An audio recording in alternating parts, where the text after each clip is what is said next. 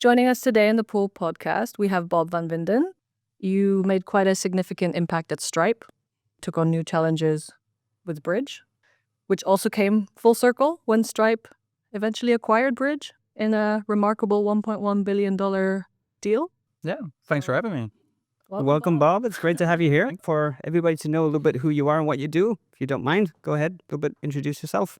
Yeah, no, I think that was a great intro. Thank you. Yeah, I am at Bridge at the moment. So for those of you who are not familiar, which I would imagine is most of you, Bridge is still a startup, and we're building stablecoin infrastructure for businesses all over the world. Stablecoins are really digital dollars, and there's a number of benefits to stablecoins that I can go into later. But I've been at Bridge only a couple of months, and came from Stripe, where I spent 9 years. And yeah, as you kind of alluded to, like there's going to be a full circle as Stripe acquired Bridge.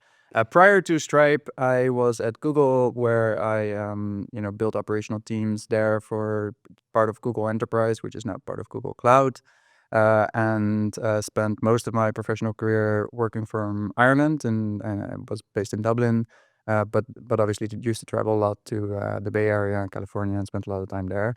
Originally, actually grew up in the Netherlands, a city close to Amsterdam, and that's where my family still lives.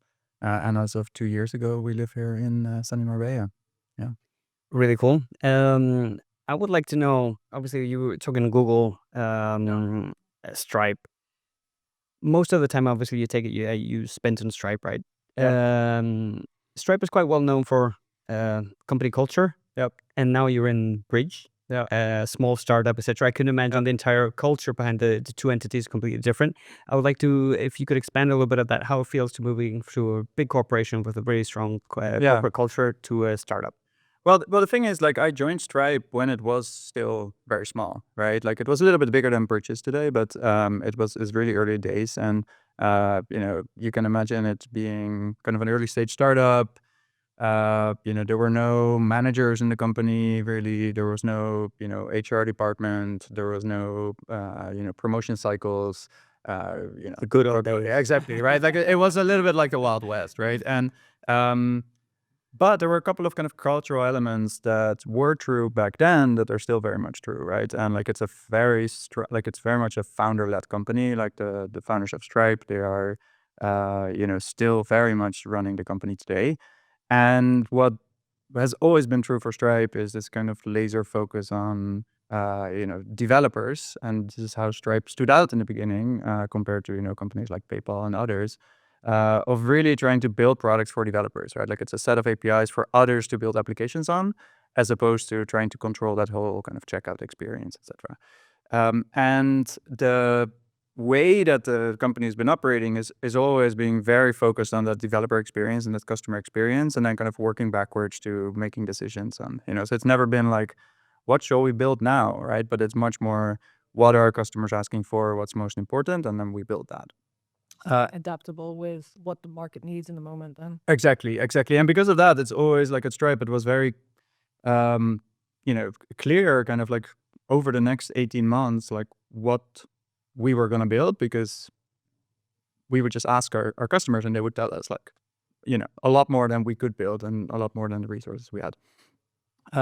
And so the interesting thing is, and this is obviously part of the reason why the acquisition happened, is a lot of those things are also true at Bridge, right? So like, Bridge is very much kind of a Stripe for stablecoins. Like, it, while other, startups in the stablecoin space build applications, Bridge built APIs, right? So like, you have a set of APIs that other developers build applications on top of, and the focus on what to build, like, Bridge now offers, apart from it's what we call on-ramp or off-ramp between normal dollars and stablecoins. It also offers an issuance product that lets you issue your own stablecoin and benefit from the yield that you get on that. It offers a card product that you can spend your balance directly, the stablecoin balance directly with any supplier. It offers wallets and like a different infrastructure products, and like, all of those different products that Bridge has launched very much came from what developers asked us, right? So a lot of that kind of same culture and community exists at Bridge too, and that's why when Stripe started talking to Bridge about, potential partnership or potential acquisition, the cultural alignment was actually very obvious, Of course. Yeah. The last podcast we had, actually, it's a comment that actually struck my mind was when we were talking about innovation in large entities. Yeah. Johannes Fuchs, who was, we were talking with him the last podcast we had, and there was a comment that seems very obvious, but I just loved it. And it's like, people think that all the innovation comes from these large corporations, and that's not necessarily true. The way it is obviously it's the startups, the one who really break new grounds, etc. Yeah. And then eventually they're acquired by the large corporation, providing them with the innovation they were looking for. So I don't know, do you feel that this kind of statement makes sense in your journey now with the Bridge and Stripe? I mean, to some extent, absolutely, right? And again, it's for some, in many cases, it's easier to move fast when you're a small group of people than it is if you're like thousands of people. But at the same time, like Y Combinator, which is one of the primary accelerators in California for startups, they tell their founders, that all you really need to do as a founder is to talk to your users and to write code, right? Like those are the two things. Don't get distracted with, events or podcast or I don't know anything about any of those things already. Exactly. Just talk to your customers and write code. And the mantra is like that works really well for startups, but great companies actually never lose that, right? Of course, there's got to be other things that are important, but if you really want to build kind of a generational company, you're going to have to continue to talk to your customers, be very close to that, and like immediately have a very quick feedback cycle then to improve your products. And I think Stripe has actually been, or let me put it this way, I think a large part of Stripe's success to date has come from the fact that they haven't really lost that, right? And that's still very much ingrained in the culture. And, the Stripe founder and CEO is the best example of that. Like, his email address is on his public Twitter profile. Everyone can send him an email. He will reply immediately. He comments on a lot of customer feedback all over the web. So keeping that door wide open, right, I think is part of why that feedback loop exists. Having said that, it's still true, right? Of like, if you are like now I'm working in a group of 50 people again, like it's faster moving to make big changes, right? Like takes less. And as you're starting to work across large different organizations that all have their priorities, there's going to be a lot more time and, energy spent on getting everyone aligned and, getting stuff done. So yes, it's true, but and it's also true what you say that like a lot of the innovation comes from acquiring startup, right? Like if you look at Google buying YouTube and Meta buying WhatsApp and Instagram, right? Like, and how those businesses have grown within the larger umbrella. But at the same time, I think, like the great companies will always try to continue to have that very direct link with customers and like move very fast in shipping products. So you've worked with, I mean, not only Google, but now Stripe and Yeah. Bridge. I mean, how do you see the future of fintech evolving with, with the rise of digital payment solutions and Yeah. acquisitions becoming more and more common? Yeah, no, I mean, I think this might be a good time to kind of maybe talk a little bit about like why stablecoins, right? Like why is that even important? And I think at Stripe, what we learned was, and obviously the kind of first version of Stripe was very much focused on credit cards, right? And making it extremely easy for anyone doing business online to accept credit cards and in a secure way and like, for a small fee and making that work great. Now, most of the world doesn't have credit cards actually. It's like a very US and then kind of Western way of doing business. And even so, like, when Stripe wanted to expand to more markets, it's actually really hard because you have to, integrate with local financial institutions. You have to get regulated in that country. You have to maybe build completely new products because, that market might have a kind of a special way of sending bank transfers or, doing commerce.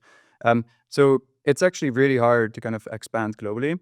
And apart from that, it's for consumers and merchants, it's very expensive to, move money around the world still. And like, if you've ever sent money to other parts of the world, like you have your FX fees, right? Yep. But also just cross-border fee. Like I remember the first time I had to send money through the US using traditional banks, right? Like you kind of had to fill out this whole form. You have to pay like 30 euros and then you have to kind of wait and hope Exactly. that the money will get there, right?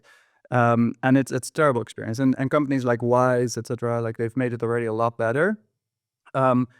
But I don't know if you're familiar with how that works. Like they actually don't send the money, right? Like they kind of if I want to transfer something to somebody in the US, the moment I hit transfer, it actually just sends it from their US entity, and then they have to do liquidity management to make sure that they don't run out of cash anywhere, right? Okay.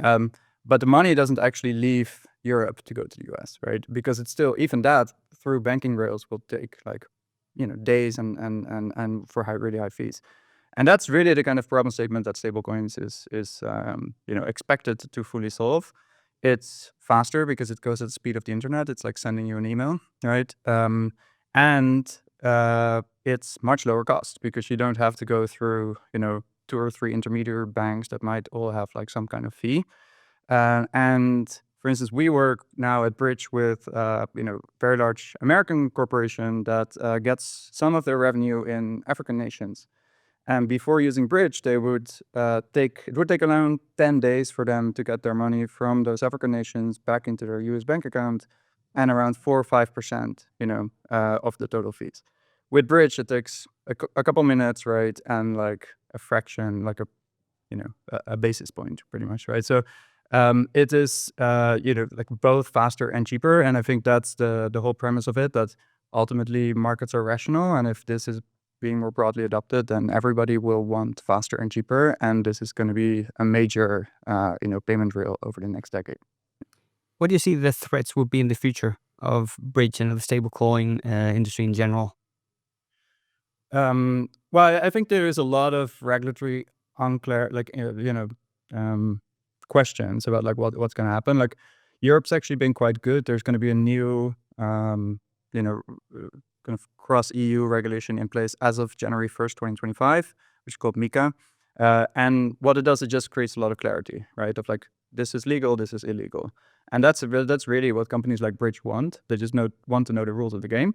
Know where your Right. boundaries are. Exactly. And then you will just... Because obviously they tend to happen afterwards when you're already up and running, and obviously operationally that's not ideal. Well, yeah, yes and no, right? Like, I mean, it definitely means that, we'll have to kind of put certain things in place to make sure that we're fully compliant. But it can also be a big advantage because, it means that once you're fully compliant, it builds so much more trust than with, traditional players. And when we're talking to like Citibank or, other like large institutions, if they know that we are compliant with a certain regulation, they're like, okay, that's great. Like they kind of want to work with us. Whereas if they just see us as kind of this, crypto startup, they might be like, yeah, that's not for us, right? So in the US, we are actually kind of hopeful that there will be a lot more regulatory clarity.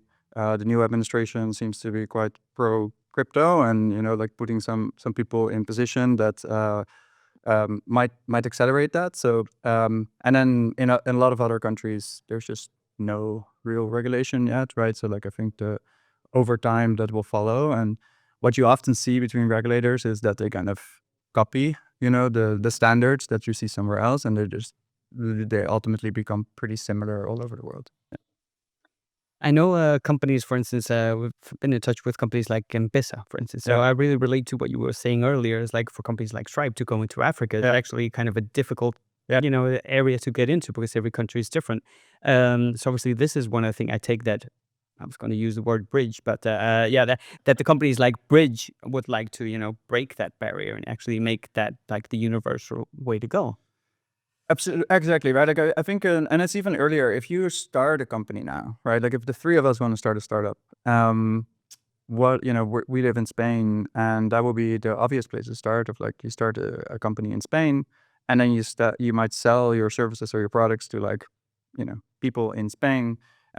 And even within the European Union, it's actually not, it's quite a step to then start, let's also sell to Portugal and to, France and to Italy and et cetera, et cetera. And the moment you go outside of Europe, and like you start to try to accept payments in all kinds of markets and like send funds back and forth, etc., it becomes like quite painful. I think what companies like Bridge will ultimately allow for is to start a company and pretty much from day one sell to anyone on the internet, right? Because the actual kind of problem statement of like receiving money and sending money anywhere globally across any currency is solved. That's probably not fully the case today, right? But like that's the kind of future we're building towards. Yeah. It looks like it's aiming to be limitless at this point, you know? Yeah, I mean, I think it's like Ideal. starting a global company from day one is kind of what we hope to allow other companies to build on top of. And again, that's why I said it's kind of like the Stripe for stablecoins of like, we are not trying to be, you know, the best Argentinian fintech, right? But what we want to do is allow the best Argentinian fintech to be built on Bridge, right? And the same for any of the other markets. Because we are the kind of infrastructure layer, right? Like that other great businesses will be built on.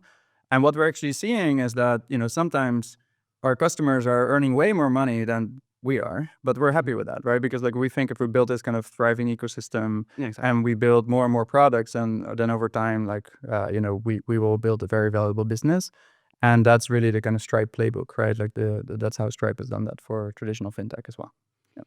I would like to focus on your personal experience of this deal, because the way I see it, obviously I know you, so when I read the article, it's like, okay, I can imagine myself being with Stripe for how many years? 9 years. 9 years. So I've been in Stripe. I've been with Stripe since it was a small company, growing up to this big fintech monster.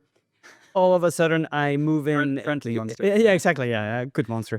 But then you decide to leave. So you go into Bridge. And then, like, what, a month afterwards? Or 2 months? 2 or 3 months, yeah. The friendly monster we were talking about before actually acquires your new company.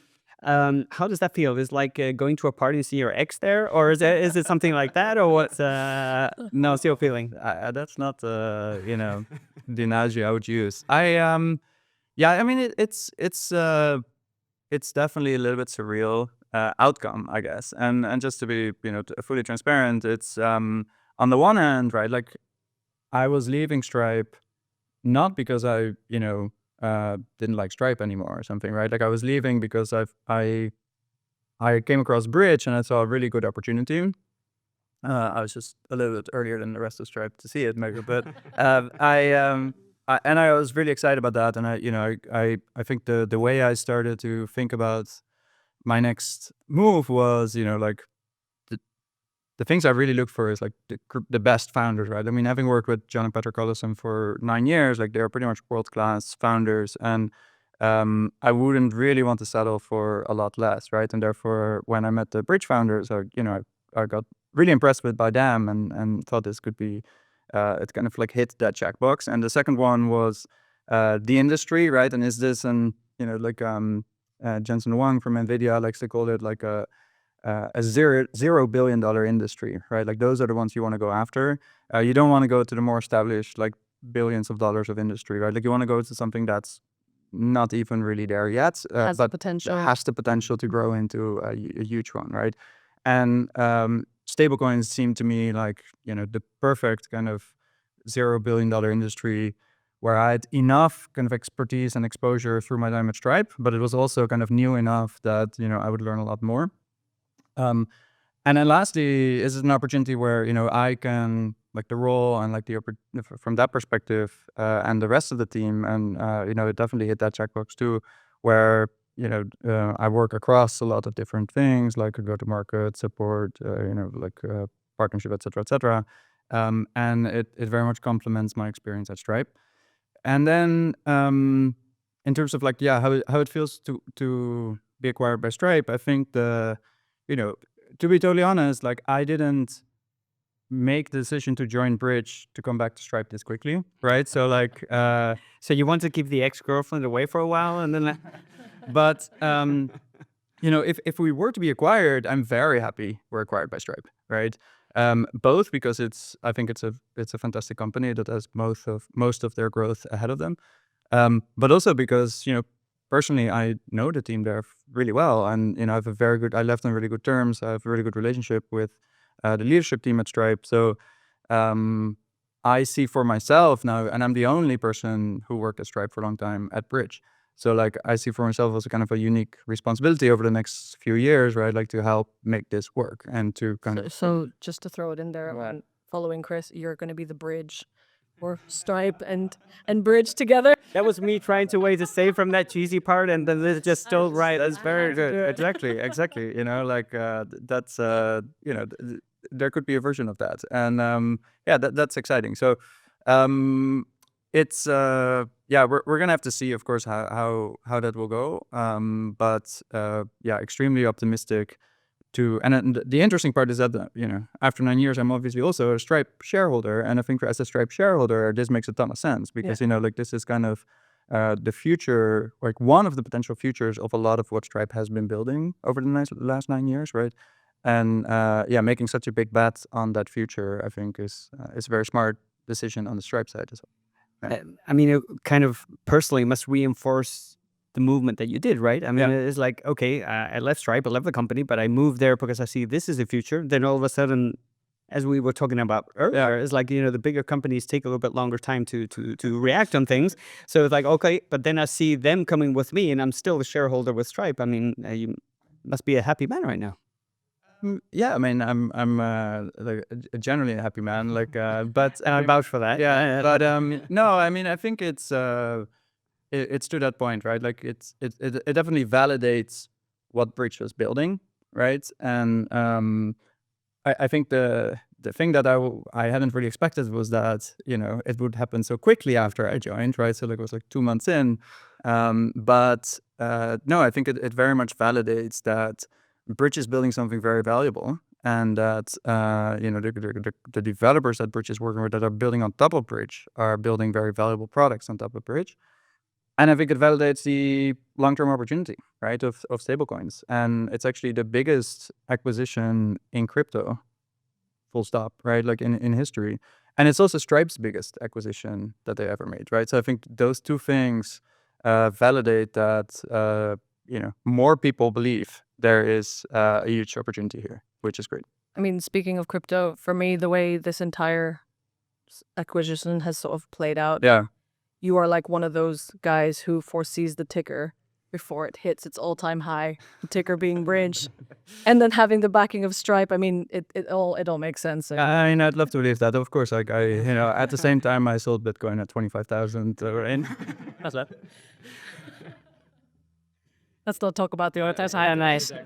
Then obviously you've got backed up by Sequoia and by both sides, right? Exactly. So how was it to work with Sequoia, if I may ask? Yeah, of course. I mean, Sequoia has been one of the main, pretty much the main VC firm behind Stripe from the beginning. And for instance, the Stripe's board initially was John and Patrick Collison, the two co-founders, plus Mike Moritz, who is, you know, the kind of was the senior partner at Sequoia. So the three of them were running Stripe, right? Or like not running it, but like you know, on the board, exactly, making the ownership decisions.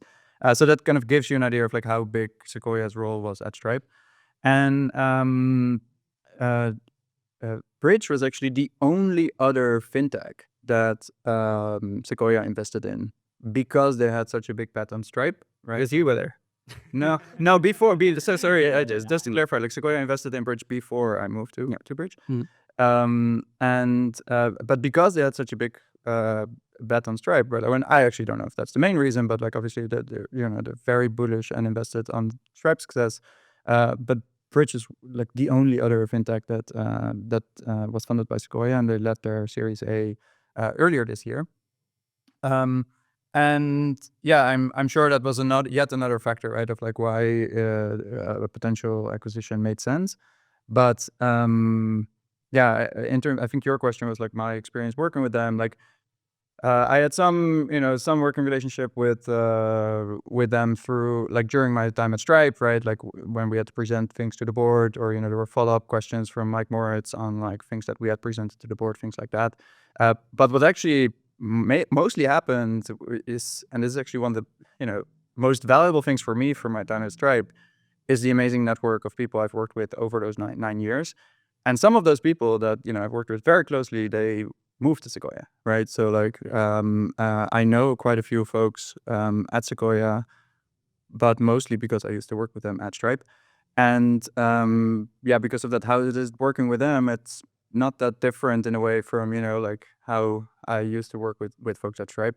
And what I do know, and especially now in the last couple of months that I've been at Bridge, I've worked much more closely with Sequoia.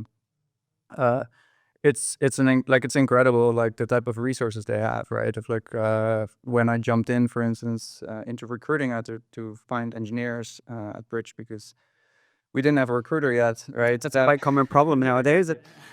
And then I immediately reached out to Sequoia, and like they helped with putting me in touch with some talent sourcers, and they also had they have a ton of like founder documentation of like how to build a recruiting team, how to build a sales team, how to all this kind of stuff, and it's like super helpful.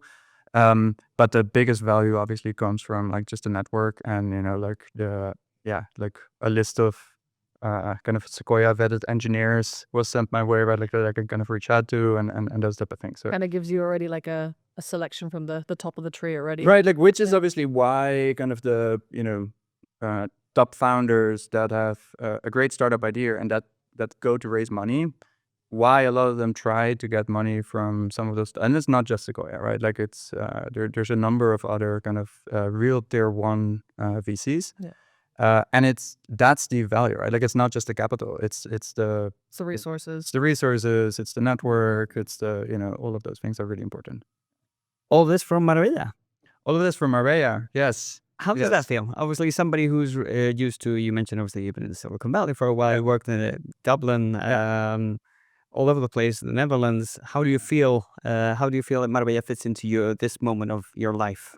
Yeah, I mean, I think it's how did I end up here? Maybe first it's like the typical story of the last few years, right? A lot of people kind of during COVID were starting to look at not having to go to the office every day, and also kind of questioning what keeps them in a certain place. Now, I lived almost 14 years in Ireland, which I absolutely love, but it's during COVID and lockdowns, and you can't really go outside anyway because it's pissing rain, right? Like it's not necessarily the place where we wanted to spend. Maybe you were really productive there because you stayed indoors a lot. Absolutely, yes. But my wife is not Irish either, right? So like I think during COVID we kind of made the decision to try to move to a different part of Europe, and we were kind of choosing between Madrid and Marbella, and ultimately we actually really liked some of the international schools that are here, and we knew some people in this area, and obviously the climate and the all of the kind of resources that Marbella offers.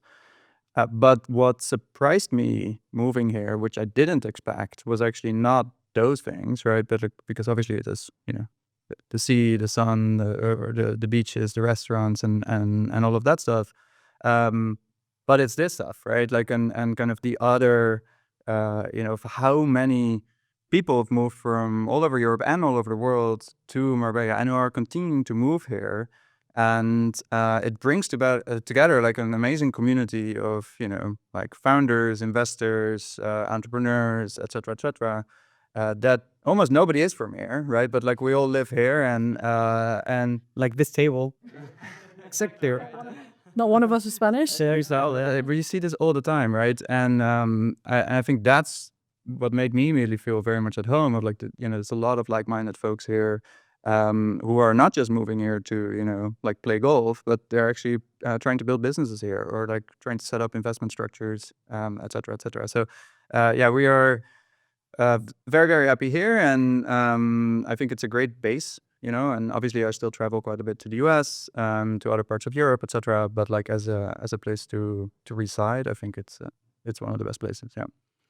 Funny enough, the way we met was kind of funny as well. Yeah. I mean, Alfredo, who's here with us as well, we were doing these videos, in which of them we interviewed Martin. Yeah. Martin is one of the founders of the pool. Yeah. And it's funny enough because a lot of people identify Martin with a sentence that he tends to use once in a while, Yeah. which is we need to move Marbella from Ferrari to Tesla. Yeah. Right. So then all of a sudden you reach out, and it's funny to know that actually that interview that you do more or less for the fun of it, and all of a sudden it turned into you coming here, and so I mean, if you want, I mean, I'd like to hear your angle to that. For me, it was the first conversation we had. For me, was like really, really interesting, mainly because it's basically part of our motto, right? It's a bit, okay, we see similarities, what Marbella can become, Malaga and all that. Yeah. And all of a sudden, when I met you, it was you telling me that. Yeah. So if you don't mind, I would love to rejoice in hearing that again. So No, absolutely. So like, we moved here in August 2022, and of course the first, like 9 months or so, like we were just settling in, right? Like we bought a house, the kids moved to a new school, we had to do quite some renovation in the house, we made new friends, and like The adjustment period. and we were hard at work, but like both my wife and I, right, like we're working for American tech companies, so like the priority was that, right, like kind of getting the foundations in place. But throughout that time I already started to realize of like, oh, this place is like full of really interesting people, right? And like so I actually, with some of my friends who were also in tech here in this area, we went for lunch, and I started to kind of make the case for, we need some type of like meeting place for all these great people that are moving to Marbella. We need some type of like a small tech hub, or some place. I don't really care what it is. We just need to get started, because like this place clearly has so much potential of all these people moving here. And then one of them said like, well, you heard about the pool? And I was like, the pool, pool in my house. yeah. So because at that point I actually had not heard about it. So I did the thing which you normally do. I started Googling, and then I came across this video of like a very short clip of like Martin talking about it. And he pretty much said what I had said at that table, right? Of like, we need a place. You were thinking, oh, he's a smart guy. He said, not necessarily, it's just like, this is exactly the kind of like-minded, people. And so I was very happy to see that all of this already existed, because then I don't have to get involved in like help setting it up, right? But like, It's like Christian to the job. exactly. Oh no, but it's exactly what I was like, kind of hoping for, of like a place where founders, startups, investors, entrepreneurs can come together, whether it's for events or for having a professional place to work, where it's very easy to meet people, and then really build a community from there. And yeah, like that already existed. So I came across that clip from Martin, and I just Googled his name and sent him a cold message on LinkedIn, and he immediately answered. And then we caught up for coffee, and then he introduced me to you, and we took it from there. Exactly. And then, you've been helping us out quite a lot here at the pool as well. Obviously, your willingness to collaborate and participate has been fundamental to us. Sometimes it's nice because, I mean, you bring kind of the corporate vision with your background experience to us, who are more maybe startup-y, so I think the combination has been really good. And then obviously, the vision that we had, right? We want to set up this investment club, or at least, enhance this potential that we had here. So throughout, we've been, ranging for what, a little less than 6-7 months, something like that. So if you'd like to just say a little bit what we've done so far, or what you've been collaborating with. Yeah, I mean, I think personally for me, this is really because I'm like so like all in on Bridge and Stripe before that. Like, this is a great quote unquote hobby for me, right? Like to like on the side, like get involved in the local ecosystem, because my core work is so California centric and kind of like remote heavy, right? Like for me, I'm spending my afternoons and evenings on like Zoom calls, and then obviously I jump in a plane to meet people in person. But it's really nice to kind of combine that with like meeting people in person, and staying in touch with the local community. And I think the conversation you and I had, Christian, was very much about like, this wider area has a potential to really become kind of a tech area, or a version of Silicon Valley in Europe, right? Like where people want to move towards, that brings together capital allocators and investors and founders, and as an opportunity to really be a breeding ground for great startups. But a lot needs to happen, because we're pretty far from that, right? And I mean, we kind of try to work through that problem statement of like, why isn't there more, right? And like we're probably lacking some early, like young, hungry founders that are ready to build, and also it's not really part of the culture often, right? Like to take huge amount of risk, etc. But what we do have is we have a lot of kind of exited founders that move here. So we have a lot of experience. We have a lot of investors and people bringing capital to this area, who are interested in, you know, meeting like-minded people and making investments. So the idea was like, maybe that's where we can start, right? Of like that's not necessarily the end goal, but like that's somewhere where we can start. Of like, let's bring together some of these investors, and then if, you know, Marbella and the pool become more of a known place where there is a lot of investors, then that will attract, you know, the founders and the startups, because they are always looking to raise capital, right? So what we started to do is, you know, just meet a few times a year with like a number of investors, who kind of called investors club or investments club, where we're trying to, you know, it's focused on community building, on education, right? Like we're having different topics. We talked about, you know, like obviously venture capital or private equity, and kind of have experts talk about what they do. In a few weeks, we have 2 fund managers who are leading kind of AI startups, like funds for AI startup, like investing specifically in AI startups, right? Like, which obviously, you know, a very fashionable topic at the moment. And we're not trying to say there's like no pitching, there's no, you know, there's no kind of commercials involved, Which I think is kind of an important angle to absolutely, it. right? Like, so nobody's looking to make anything out of this. Like, it's really just like, you know, getting some people together, It's and like, encouraging. and exactly, and like learning from each other, and you know, getting to meet people and building out network, and it's been a lot of fun. So I think, you know, where that will grow into over the next few years, like, it's to be seen. And but at least I think it's one of the steps in you know, creating communities in this area that then hopefully can attract more and more folks, and can ultimately, over, you know, many years and potentially multiple decades, really compound into, you know, turning this whole area and this region into a very strong economic, you know, the tech area. It's funny because we've been working quite a lot. Obviously, we Yeah. got this vision of Malaga, Marbella, etc. And you've been mentioning some things are lacking, right? We've got the talent. That's where the name the pool comes from, right? We saw the talent that we had here, so we saw that there is a pool of talent that's worth investing on and creating and gathering, etc. But then we do see that there are certain things that are missing. And for me, one of the things that I reacted on, and I don't know if you agree, I think we got some amazing international schools here. So that the pool of talent is there, and the next generation is coming, and it's, you know, it's prepared. But then from there onwards, right, when you turn 18 onwards, I think there is a huge gap. So Marbella's turning into this place where you got the great schools, but then when I turn 18, I'm forced to leave. So what I see is missing is actually that education part. So what would be the equivalent to Stanford in Silicon Valley, etc. All these things. I don't know. Do you agree with that? Is it something? Absolutely. No, I think you're absolutely right. Right. Like, I mean, we talked about like the people moving here, but they're moving here with their kids, right? So like you have, and part of the reason we moved is because of the kind of world-class, education in terms of schooling, like primary and secondary schools, right? But there's no university in Marbella. There's one in Malaga. I'm not too familiar with it, but as far as I hear, it's a bit more traditional. It doesn't offer like, you know, every different discipline. And so it's exactly what you're saying. What you're seeing is you got all of this talent here, and when they're 18, they leave. And then they come back when they're 35 or 40, right? Because like, obviously it's I'm literally one of those people. I grew up here from 97, studied primary, secondary, went away for university because of this exact reason. right.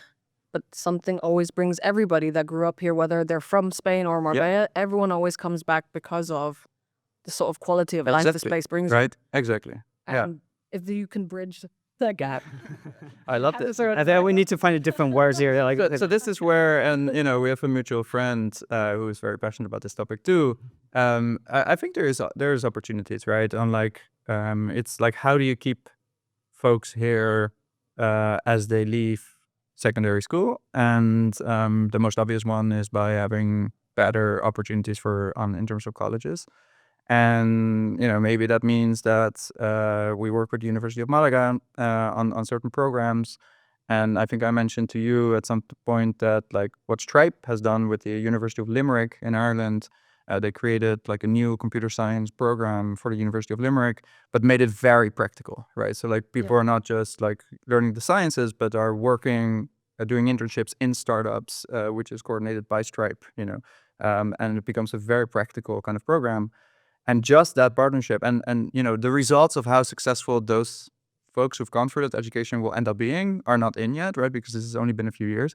But just the partnership with Stripe and like the kind of branding that it created, I think it has like 5x the number of applications of the University of Limerick Computer Science, right? So like I think that's one option of like trying to think of some kind of partnerships with the University of Malaga because it exists already. Another, what you said, right, of like maybe there's other partnerships with top global universities that could create a campus here and some kind of dual So I think location. what you said about Yeah. having sort of internship experience or work experience Right. during that gap between secondary and university Yeah. or during university, it's something that's really unheard of. And I Here. know that Yeah, exactly. here Here. especially, but I mean, even when I was studying in the UK, Yeah. when you start to apply for jobs, they're like, they need you to have at least 1 or 2 years of Right. work experience. You're like, Yeah. when am I supposed to fit this in my time, And Exactly. if it was integrated in courses and if it was Yeah. part of, a particular module, it would make people's lives easier the second they graduate, the second they've, whether they Yeah. are able to afford it or go into, debt to get loans to pay for their studies. It's like, it makes it worth it for them to come out Yeah. with some experience that they can maybe apply directly into the field of their choice. Yep. But more importantly, for the people who don't even want to study. I mean, if there was something here in Marbella or Malaga that was immediate, straight from 16, 17, 18 years old, Yeah. going straight into a work internship Right. with the possibility of a part-time or a full-time job afterwards, Yep.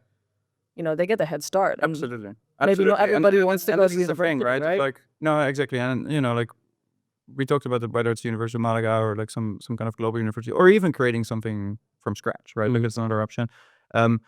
I think the main thing is like we have that talent already here, right? But we're just like lose it, and so if you're really thinking with your kind of Marbella hat on of like how do we turn this into an economic powerhouse, it's like coming up with all kinds of strategy to keep folks, and to keep attracting new folks, right? And I think those two things it's all you need to do, and like I know, like I'm not directly involved, but I know there's some other initiatives here in the pool, right? Like with the pool of talent and like bringing in some of the younger folks and like really having a strategy there. And I think that's great, and we should probably do more of those. And we don't really know what will work yet, but I think it's about experimentation and yeah. It's we as a firm believer in this. I mean, I just think the advantage of a high level education here would affect Marbella and the region in general so positively. I mean, it's so many angles. One of them is that you create traffic inbound as well. A lot of people come here from abroad to live. Marbella's already got the good place to live thing. So if you add education, people will be coming here, and it's the kind of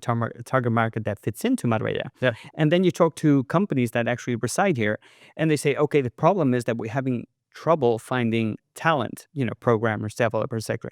Okay, you're solving that problem as well. So all of a sudden you're positioning the entire Costa del Sol maybe in a way that you've got the talent, you've got the good education, and your kids will not be forced to leave when they're 18 and then come back already with a baggage of experience, which we've got already. Yeah. That's why we launched the pool of talents that you mentioned.